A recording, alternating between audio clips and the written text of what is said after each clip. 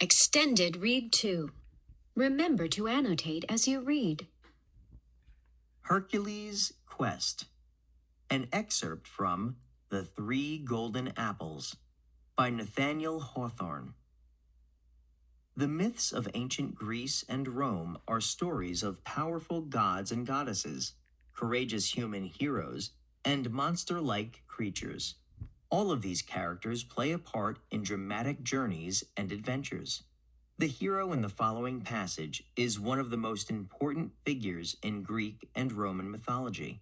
His name is Hercules, Heracles in Greek mythology, and he is a demigod, the son of the Roman god Jupiter, Zeus in Greek mythology, and a mortal mother. Hercules is known for his incredible strength and courage. Later, after he commits a terrible crime, he is sentenced to 12 tasks or labors to atone for his actions. One of these labors is to retrieve a treasure of 3 golden apples, guarded by nymphs called Hesperides, and a many-headed giant dragon. Hercules travels a long way and goes through many trials on his quest to get the golden apples. He also gets help from Atlas, the leader of the Titans, a race of giants. Nathaniel Hawthorne, 1804 to 1864, was an American novelist and short story writer. One of his most celebrated novels is The Scarlet Letter. Hercules, in order to complete his quest, had to get 3 golden apples. He asked the giant, Atlas, about the apples and how he might get them. "No one but myself can go into the garden of Hesperides and gather the golden apples. If it were not for this little business of holding up the sky, I would make 6 steps across the sea and get them for you," said Atlas. "You are very kind," replied Hercules. "Can't you rest the sky upon a mountain?" "None of them are quite high enough," said Atlas, shaking his head. "You seem to be a fellow of some strength. What if you should take my burden on your shoulders, while I do your errand for you?" Now Hercules was a remarkably strong man. If any mortal was capable of holding up the sky, it was Hercules. Nevertheless, it seemed so difficult an undertaking that, for the first time in his life, he hesitated. "Is the sky very heavy?" he inquired. "Why, not particularly so at first," answered the giant, shrugging his shoulders. "But it gets to be a little burdensome after 1,000 years." "And how long a time," asked the hero, "will it take you to get the golden apples?" "Oh, that will be done in a few moments," cried Atlas. "I shall take 10 or 15 miles at a stride and be at the garden and back again before your shoulders begin to ache." "Well then," answered Hercules, "I will climb the mountain behind you there and relieve you of your burden."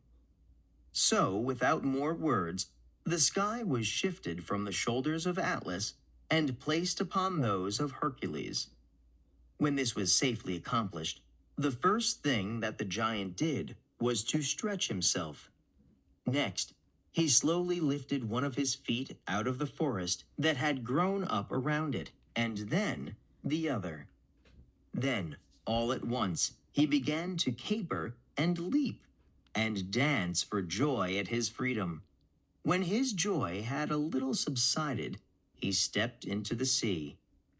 Hercules watched the giant as he still went onward until at last the gigantic shape faded entirely out of view. And now Hercules began to consider what he should do in case Atlas should be drowned in the sea, or if he were to be stung to death by the dragon with the 100 heads which guarded the golden apples of the Hesperides. If any such misfortune were to happen, how could he ever get rid of the sky? "I really pity the poor giant," thought Hercules. If it wearies me so much in 10 minutes, how must it have wearied him in 1,000 years? Finally, Hercules beheld the huge shape of the giant like a cloud on the far-off edge of the sea. At his nearer approach, Atlas held up his hand, in which Hercules could perceive 3 magnificent golden apples, as big as pumpkins, all hanging from one branch. "I am glad to see you again," shouted Hercules, when the giant was within hearing. "So you have got the golden apples?" "Certainly, certainly," answered Atlas. "And very fair apples they are. I took the finest that grew on the tree, I assure you." "I heartily thank you for your trouble.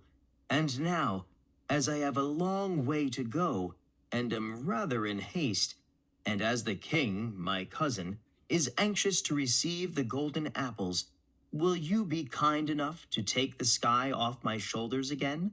asked Hercules. "Why, as to that," said the giant, chucking the golden apples into the air, 20 miles high, or thereabouts, and catching them as they came down. "as to that, my good friend, I consider you a little unreasonable. Cannot I carry the golden apples to the king, your cousin, much quicker than you could? As his majesty is in such a hurry to get them, I promise you to take my longest strides. And besides, I have no fancy for burdening myself with the sky just now." Here Hercules grew impatient, and gave a great shrug of his shoulders.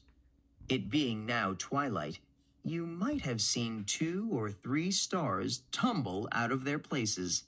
Everybody on earth looked upward in affright, thinking that the sky might be going to fall next. "Oh, that will never do," cried Giant Atlas, with a great roar of laughter. "I have not let fall so many stars within the last 5 centuries.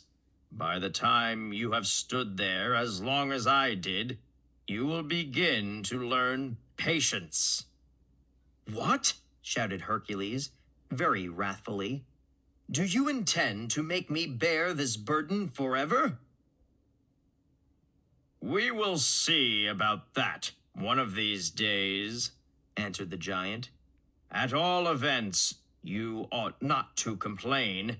If you have to bear it the next 100 years, or perhaps the next 1,000, I bore it a good while longer, in spite of the backache. Well then, after 1,000 years, if I happen to feel in the mood, we may possibly shift about again. You are certainly a very strong man, and can never have a better opportunity to prove it. Posterity will talk of you, I warrant it." "Pish!" cried Hercules, with another hitch of his shoulders. "Just take the sky upon your head one instant, will you? I want to make a cushion of my lion's skin for the weight to rest upon. It really chafes me, and will cause unnecessary inconvenience in so many centuries as I am to stand here."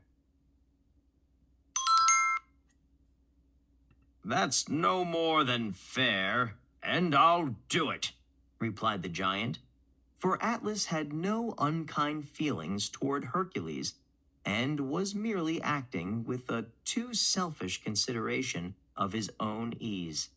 "For just 5 minutes, then, I'll take back the sky. Only for 5 minutes. I have no idea of spending another 1,000 years as I spent the last. Variety is the spice of life, say I." Ah, the thick-witted old rogue of a giant. He threw down the golden apples and received back the sky, from the head and shoulders of Hercules, upon his own, where it rightly belonged. And Hercules picked up the 3 golden apples. They were as big or bigger than pumpkins. and straightway set out on his journey homeward. He moved on without paying the slightest heed to the thundering tones of the giant, who bellowed after him to come back. Another forest sprang up around the giant's feet, and grew ancient there, and again might be seen oak trees of 6 or 7 centuries old, that had waxed thus again betwixt his enormous toes. And there stands the giant to this day, or at any rate, there stands a mountain as tall as he, and which bears his name, Atlas. And when the thunder rumbles about its summit, we may imagine it to be the voice of giant Atlas, bellowing after Hercules. Hercules completed his 12 labors successfully. He met all the challenges with courage and bravery. As a result, his honor was restored. In Roman and Greek mythology, he is the only mortal to sit with gods on Mount Olympus.